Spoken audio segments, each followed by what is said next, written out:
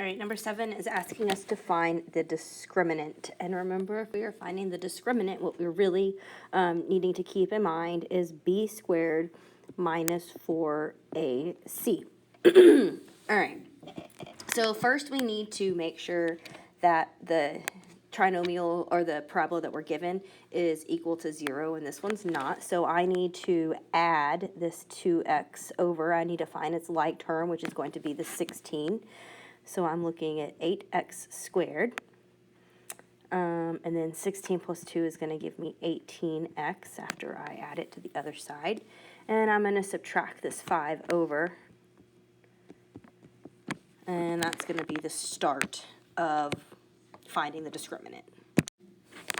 All right, remember I have an a term, a b term, and a c term, of which I'm going to plug in to this right here. So my b term is 18, so I'm doing 18 squared minus 4 times my a term of 8 times my c term of negative 5. All right, 18 squared is 324. And then when I multiply negative 4 times 8 times negative 5, it's going to actually give me a positive 160. So I'm going to add those two up to get 484. And then you're going to want to check to see if that can be broken down any further. When I took the square root of 484, it turns out that it's a perfect square.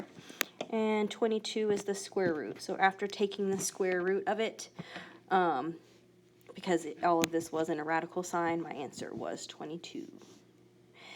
So now we need to talk about how many solutions and the nature of the solutions.